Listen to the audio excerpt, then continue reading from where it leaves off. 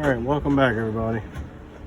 We're going to work on getting these heads pulled off today. And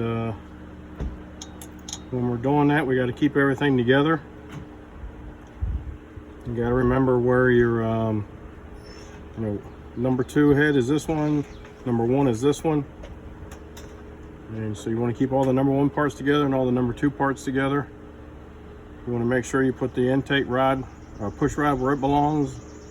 Same way with the exhaust. You don't want to get them mixed up. Most of the time on small engine stuff, they're the same size, but one might be aluminum, one might be metal. You have to keep an eye on that.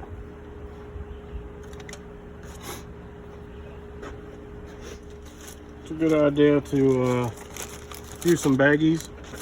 Keep track of that stuff.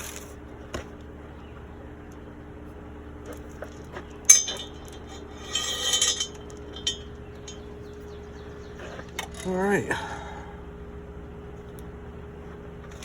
Let's go ahead and pop this valve cover off.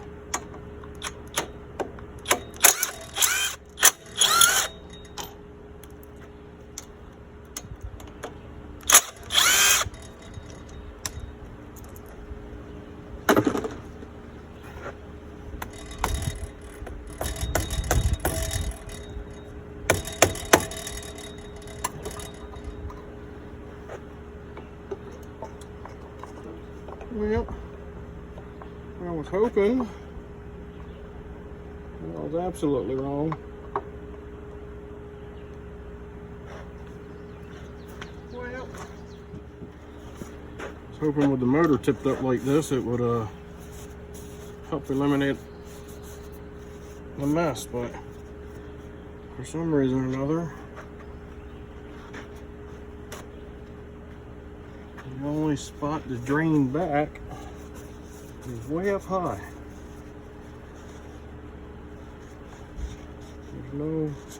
There's no hole drilled in the lowest corner or nothing for all to drain back in. Huh.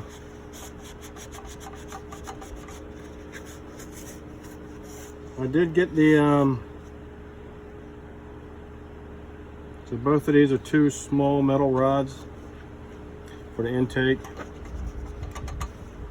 and the for the intake and the exhaust.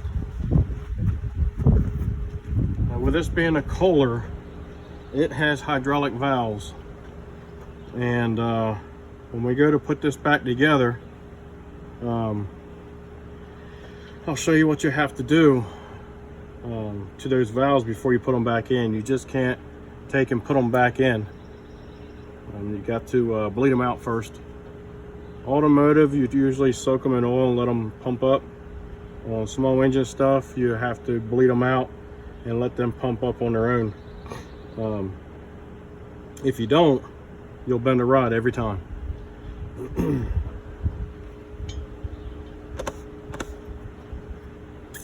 All right. Let me grab my wrenches. I think it's going to be a 13. Yep. I was trying to kind of give you an overhead view of things. I don't think you're going to miss out on too much.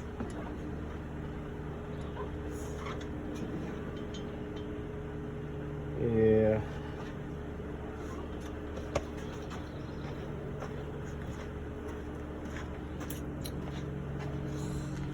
Bring you down here. You can get a better view. I tried. So on your intake nut and adjustment nut and your exhaust adjustment, both of those are going to be 13 mil.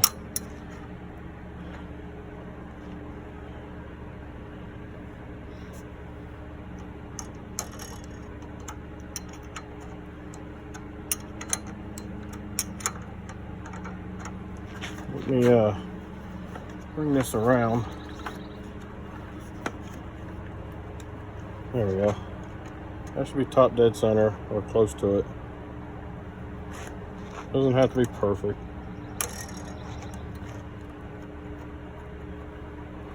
Let's see if I could cheat a little bit.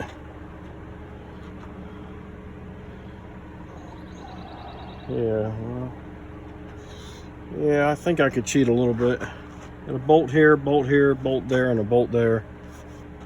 I'll try to see if I can just leave the rockers and stuff on. If I don't do anything, I'm just going to pull the rods out. And this is the intake rod. You want to make sure you put the intake rod back in the intake slot. And me, I also like to mark which end was which. You can see a little shadow mark there, and that tells me that it's up on, you know, out toward the rockers. But I'm also going to put a red mark there. You can use anything you want.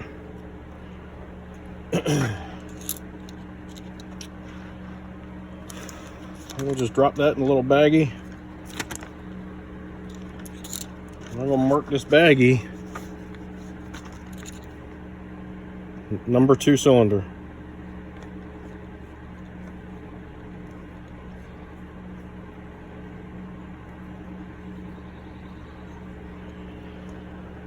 All right, and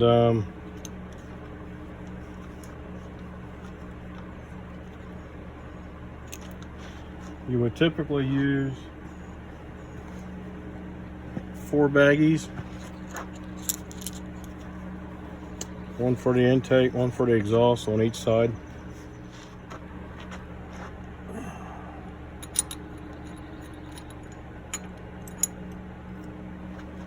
We're going to mark this one number 2 cylinder, and that's going to be exhaust. All right, this is going to be intake. All right, EI, however way you want to do it. Right, it's your world. You do however way you can remember what it is. All right, so we'll get ready to pop this head off. And that's all there was to it. Loosen these up. Now all we have to do is take the rods out, mark them where they go, so we know which spot they go in. Now we got 1, 2, 3, 4. 4 bolts to get that out of there. Seems to be a 13. Now, it's okay to zip it out with an impact, but don't tighten it with your impact. It needs to be torqued. And there's a spec for it. And there's a pattern for it. This is only 4 bolts, so a crisscross pattern. And there are going to be 3 steps. And what I normally do, since it's fairly low torque, is I'll tighten it up with my hand, choked up on the ratchet. That'll be my first. Then I'll set my torque wrench to something in between. Then I'll set my torque wrench again, and for the final torque. And every time I'm doing some sort of crisscross pattern. Do not go around a circle. If you go around a circle, you'll put a wrinkle in it somewhere and it won't seal properly. You want to crisscross.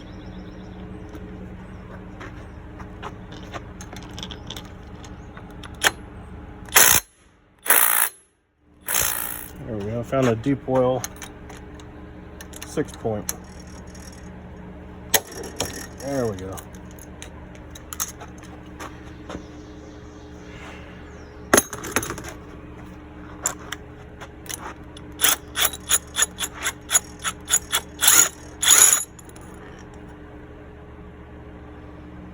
Keep an eye on your bolts. They could be different sizes, and if they are, you know, whether different diameter, which I doubt they will be, or different lengths, sometimes they can be. Keep an eye on that so you know where they go back.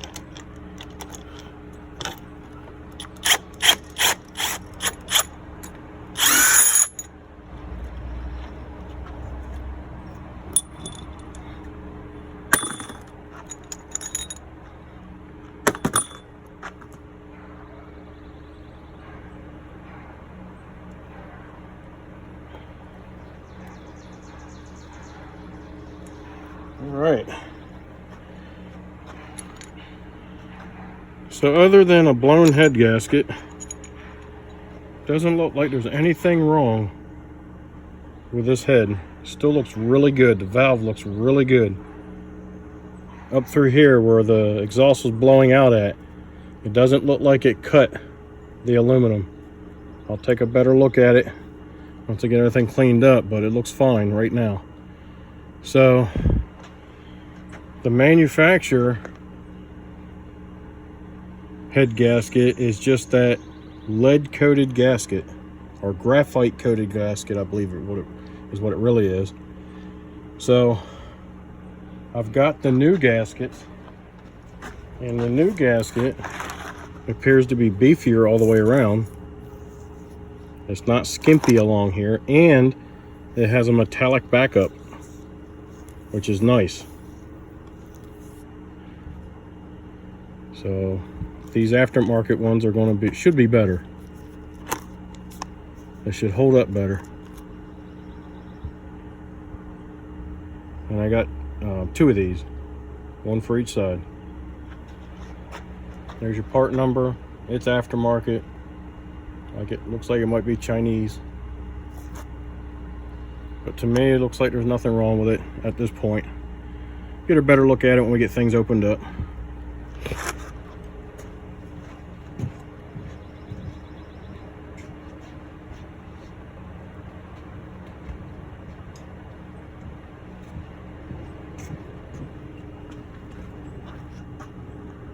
All right, let's take a look at the cylinder side here. It looks to be in good shape. We're going to bring this piston up.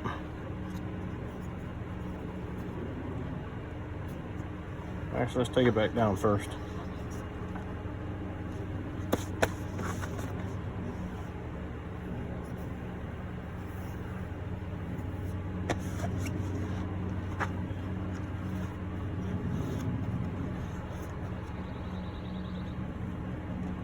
So this piston is a dish piston, and that's just to control compression.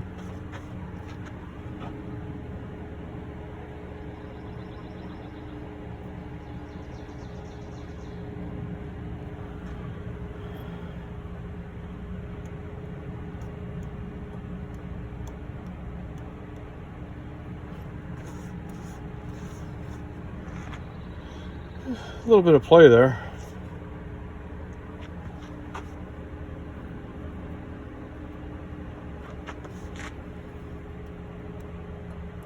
A little bit more than I'm used to seeing.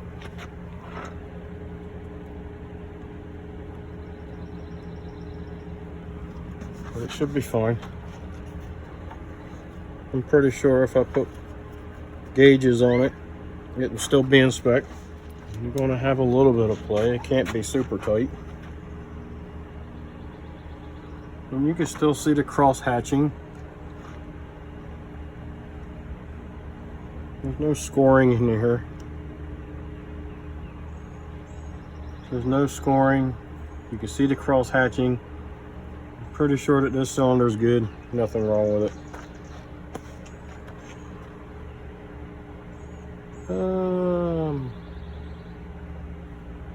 Okay.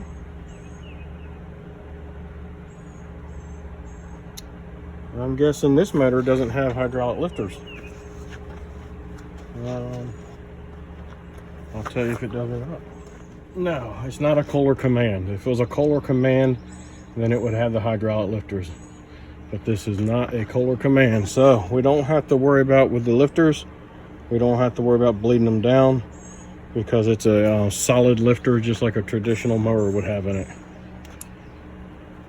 So we don't have that to deal with.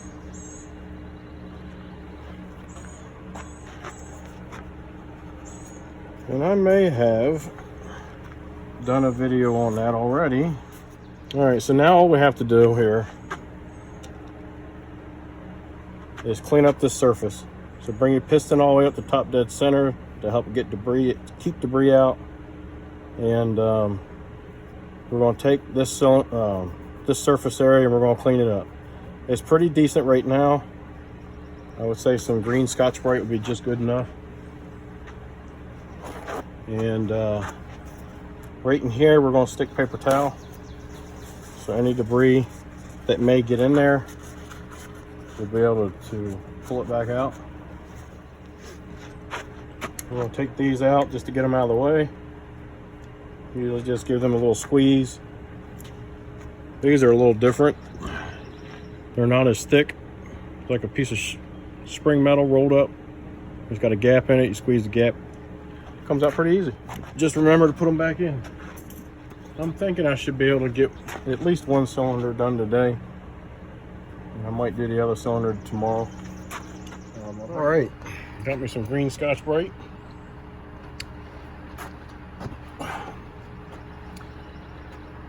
The wife didn't mind if I took it because then she wouldn't have to use it.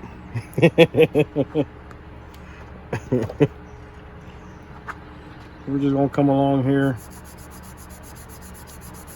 We're gonna clean this up. And it seems to be coming off fairly easy. Run your finger over it, make sure you don't feel no high spots. If you do, go along and knock them down. You don't want to use sandpaper or anything that's really aggressive, because you're not trying to remove material. You're just trying to clean the surface so that the new gaskets will seal like they're supposed to. All right, that looks pretty good. I don't feel anything. Oh, a little spot right there maybe.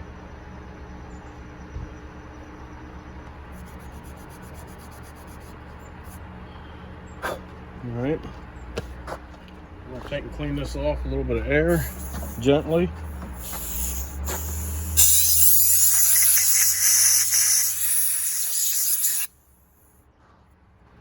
And we're gonna take some brake clean. I'm just gonna spray it on the paper towel. I don't want to sit there and drown the head. Soak your paper towel a little bit. You're gonna take that and you're just gonna go over that surface and clean it off nice and good. You don't want no oils and greases left over, because that won't create a very good surface for the gasket to adhere to. So you want to make sure that's nice and clean. You can use alcohol, you can use brake clean, whatever you got that's going to break down that oils and greases. Just go over it a couple times.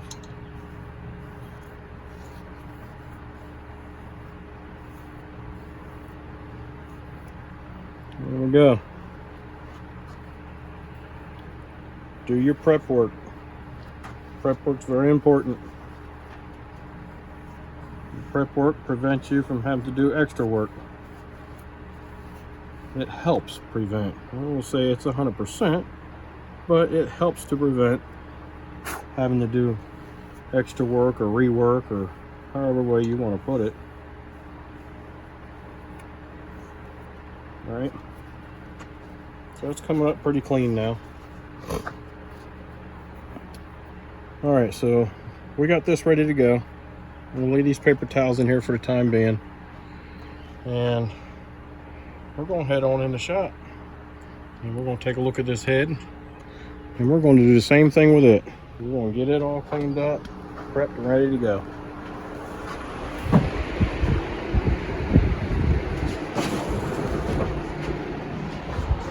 It's a little hot today, guys, a little humid.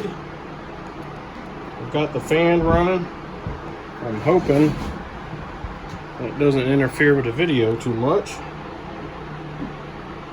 So we'll find out for sure. We'll see what happens with this video, and we'll know what to do on the next video.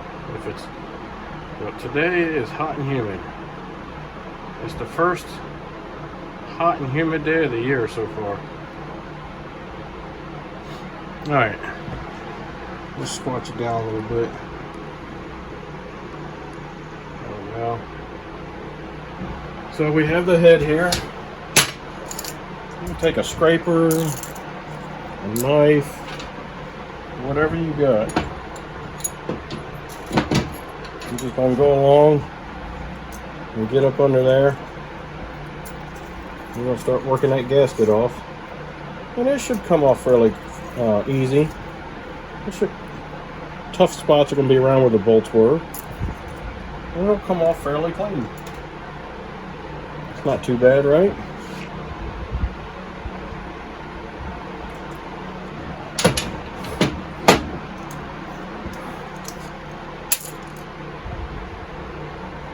That's right where that gasket failed at. Right along there. And with this wrinkle being here, I wonder if there was something that may have happened during installation.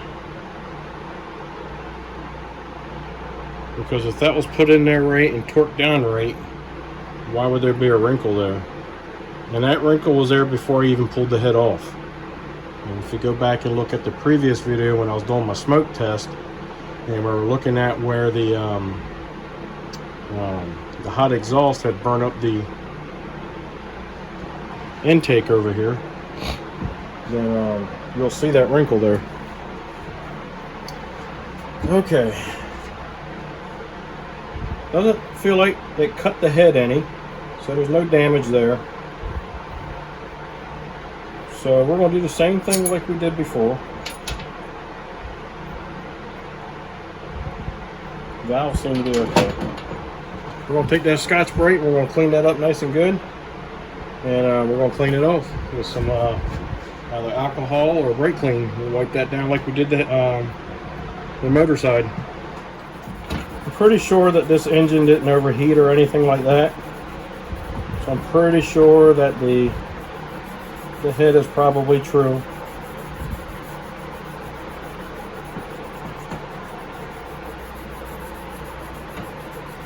But if it weren't true, you would just run your straight edge across there and knock down all your high spots with a flat file. It's a, as Terrell from Terrell Small Engines would say, it's a lawnmower, not the space shuttle. So you don't need to have all the fancy machining done that you would do to a vehicle to get the head all trued up. Maybe a different story. This was a motor for a cart or something. And yeah, you would probably do that machine work then. I'll tell you what though, on these small mowers, they sure are afraid to let them have a little bit of compression. You got a dish, piston, combustion chambers kind of deep.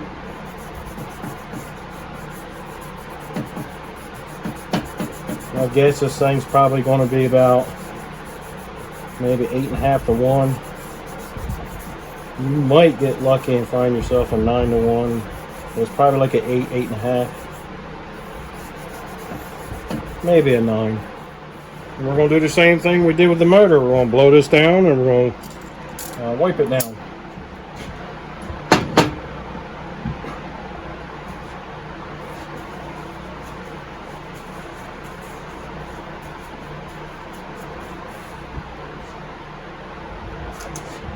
We're just going to do a quick size up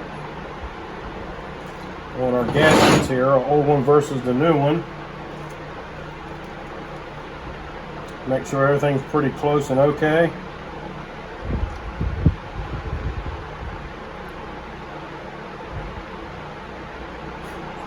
Looks good to me. All the holes line up. Your valley holes here for the push rods line up.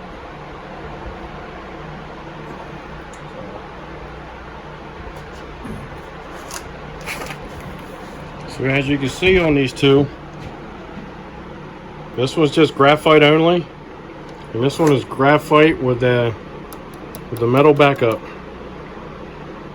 That metal backup will help prevent blowout.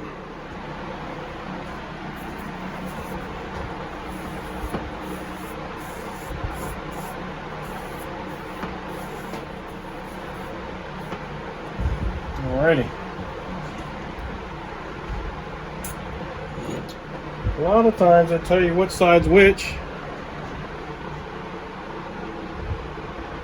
and I'm not sure which side's which, and since they didn't label it, I'm guessing it doesn't matter.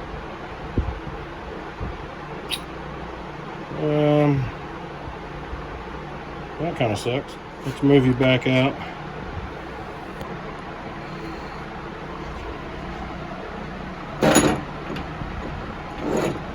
Remember, trying to keep everything good and clean. I'm going to put it metal side down.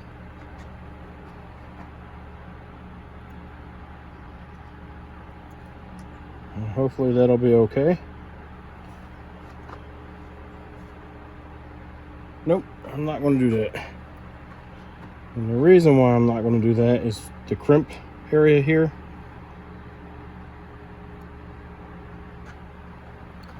Where they crimped the metal piece in place, right there. I don't want that part against the head. The head's got to seal really good. So I'm going to flip this over. I'm going to let all this seal because it's all the same depth. And this piece, this area here where it's crimped over won't matter because this is cupped out. This is not flat. This is not a sealing surface right here. So that is why I'm going to put it on this way. Makes sense to me anyway.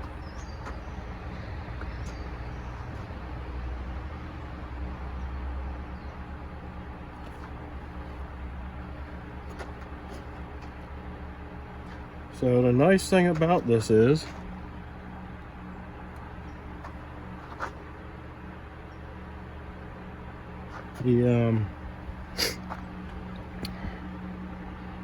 it is much wider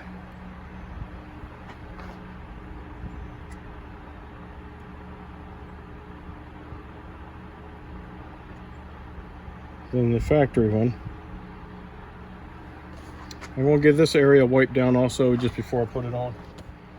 I'm going to take the 2 bolts that were on the inside. They're the ones that should be a little oily. Stick them back on the inside.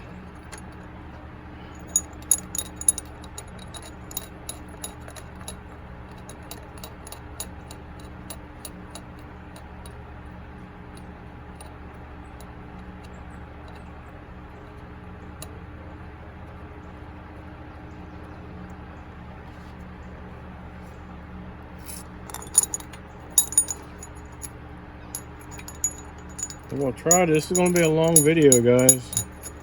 And I'm only going to do this one side. The other side is going to be exactly the same. And I'm just going to zip these in. I've already got them finger started. I'm just going to zip them up a little bit. I'm not going to try to tighten them like this. I'm just going to bring everything up a little bit. There we go. That'll hold everything for me now. Hang in there on this video. Watch it till the end.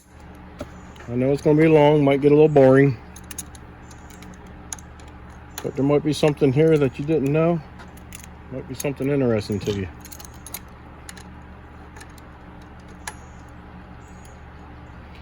I'm going to choke up. And I'm just going to, as much as I can, with that one hand. Alright? And crisscrossed, right? And you're going to crisscross in the longest distance. So that's either going to be here to here or here to here. Whatever, you don't have to get a measurement out, tape measure out on it. Just look at it and see which one might be a little bit further than the other. If they're equal, just pick the one. There we go. We're going to crisscross over here.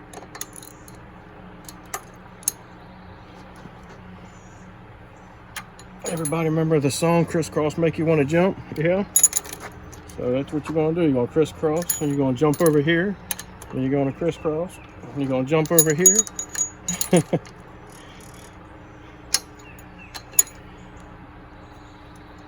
All right, so let me find out what my torque specs have to be, and I'll bring you guys back in a few minutes. All right, so I went online and found the specs for the head bolt, and there's two specs. Some of these heads have nuts, studs, and some of them have the bolts. So the ones for the bolts is here. It's 200 inch-pounds for the first tightening, and then the final tightening is the 370 inch-pounds. I do not have an inch-pound torque wrench. I do need to get one, but I do have a foot-pound, and when you convert it over, it's 16.66 infinite for the first, and then 30.83 for the final.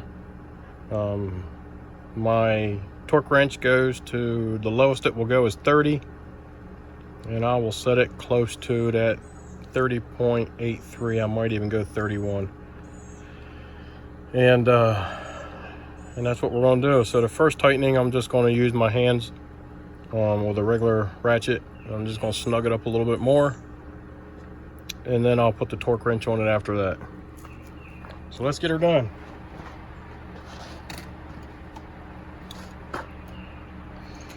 So I did it as much as I could by just choking up on it and turning my wrist as hard as I could.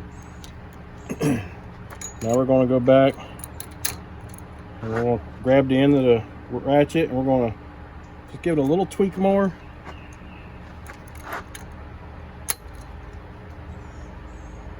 A little tweak more. A little tweak. There we go. Now I'm going to switch over to my torque wrench.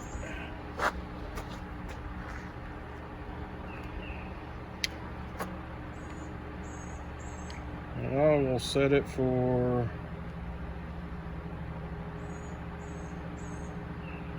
not quite 31.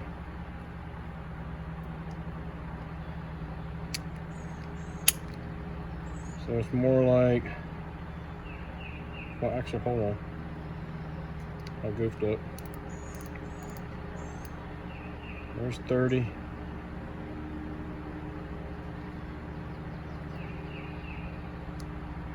So I can't grab in between. So 31 it is.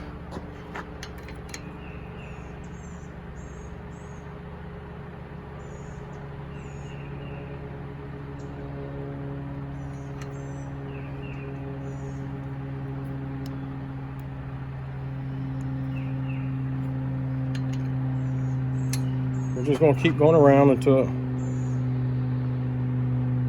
everything snugs up pretty good.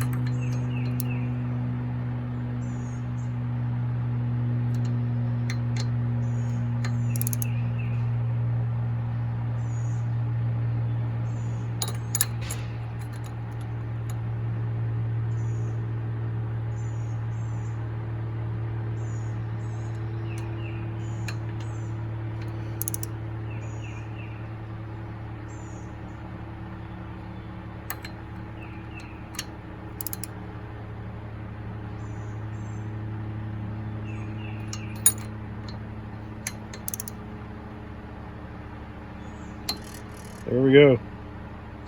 There's our 30.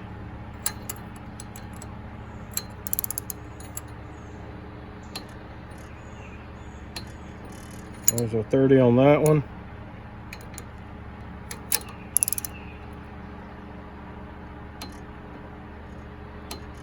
There's our 30 on that one.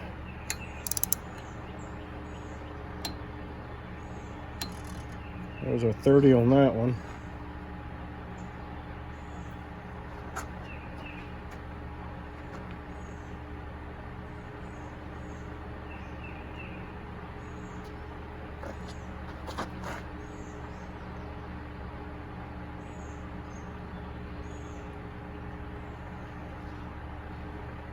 I'm going to let that sit for a minute, and we will go around it one more time.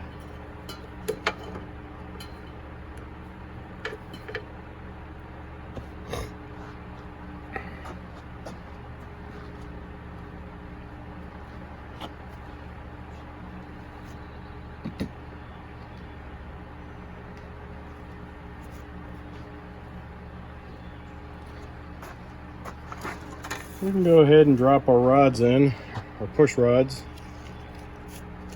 I'm not going to make no adjustments until we get the head torqued down completely. Until we're done with that. Here's our exhaust rod. And we know that this end needs to face out toward the rocker.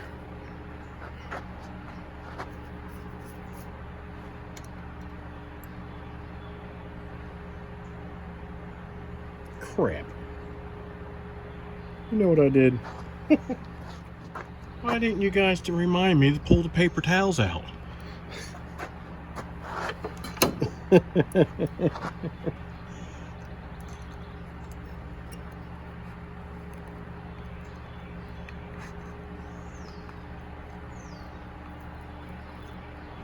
Come on. Well, it's gonna come out in pieces. Be alright if it was Reese's Pieces.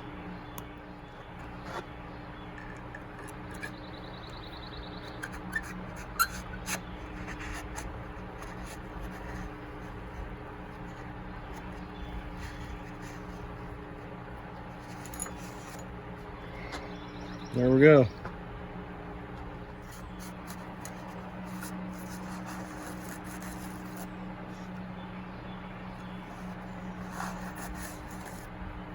There we go.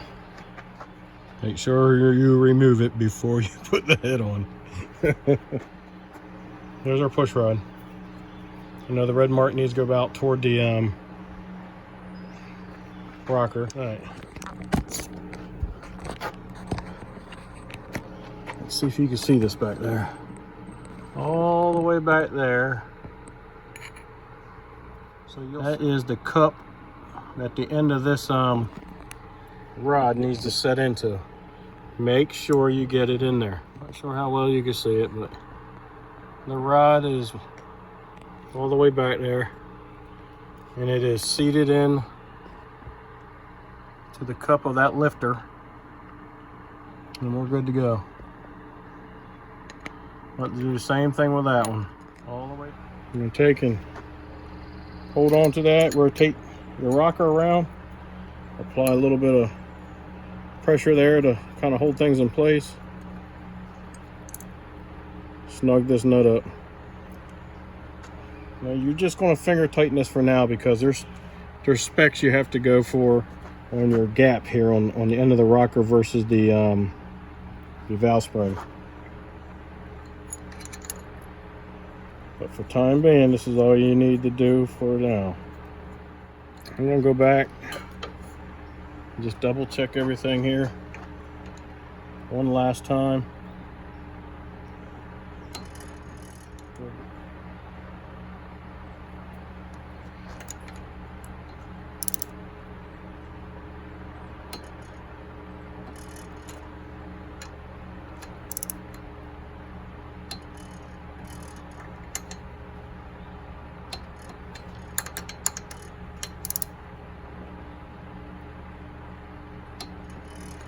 There we go. All right. So we're getting ready to adjust our valves, and the spec says 4 to 6 thousandths. That's it. It doesn't say intake, doesn't say exhaust. And I've noticed that a lot of manufacturers are starting to do that now. The intake and the exhaust are the same, but you're going to need yourself some feeler gauges. And I'm going to use the 4 thousandths. You'll need a Torx screwdriver, and this is a T20, and you'll need a 13 millimeter wrench.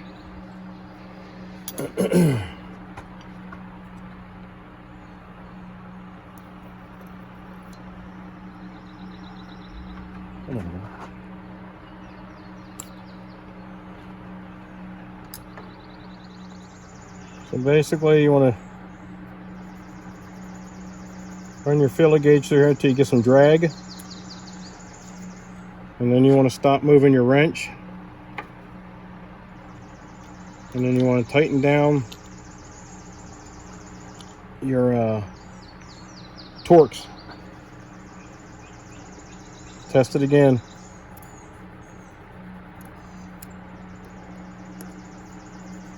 I think we're good.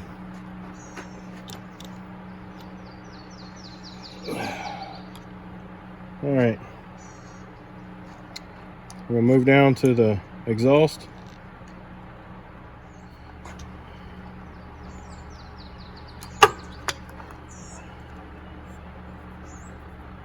I think we're good there. Oh boy.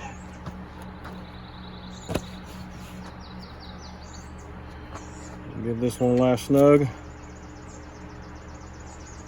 That should be good to go.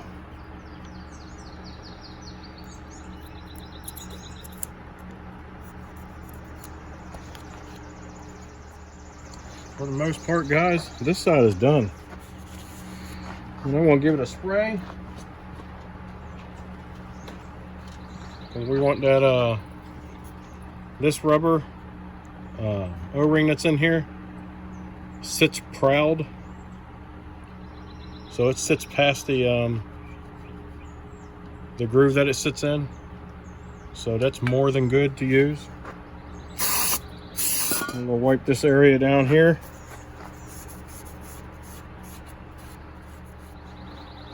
And that should be good. Have your rocker bolts or valve cover bolts, whatever you want to call it. Make sure you got it in the right orientation.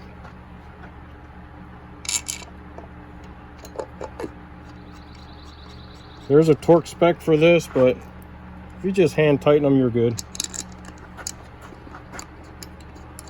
Some things need to be, you need to follow the torque spec on, and other things you don't.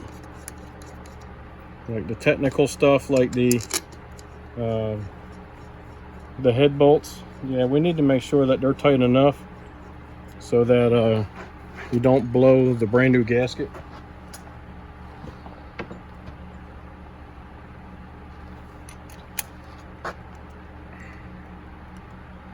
And I'm just going to set my little impact here on low. We're going to zip them up.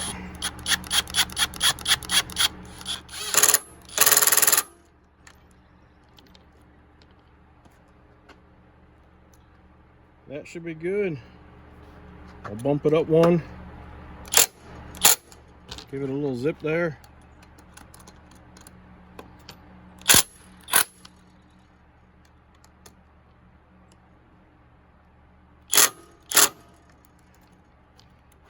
You can hear the difference. You know it's down, you know it's tight. And there we go. That is the installation, replacement of a head gasket on a Kohler KT 745, I believe it is.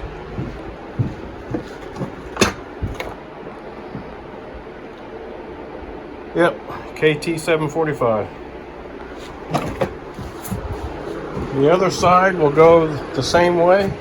And then once you got your clearance set, and you want to do that on top dead center. Remember, I set this up on top dead center earlier, and that's where you need to do that at when you're setting the clearances on your valves. I'm going to see if I can do a repair on this intake. That intake cost anywhere from $116 all the way up to $150 for this little plastic intake here. That's crazy. So basically, this piece here, this metal piece, I'm going to go in here, I'm going to clean this up a bit. I'm going to scuff up that metal piece, and I'm either going to build this back up with epoxy, which is probably what I'll do. It just needs to be able to hold there, and so that way when you tighten down your bolts, you have something to tighten down against. Because if this wasn't here, you would tighten down against plastic and you would just bust the plastic. This is only there for tightening stuff down. So I'll get all this cleaned up real nice with my Dremel here. And I'll scuff this up real good, this metal piece there, so the epoxy has something to grab a hold of. And I'll build this up a bit. And we'll let that cure, and we'll shape it up the way we need to shape it. And then we'll send it. All right, I'll bring you back for when I do that, and we'll try to do that together. Well, fellas, ladies, that's it for tonight. Hopefully you like the content. If so, give me a thumbs up, subscribe, send me some comments, let me know what you think. Be kind and help people when you can. Check that out. I laid one gasket over top of the other gasket, and it is blown in the exact same spot in both cylinders. You couldn't get any more perfect than that. That's weird.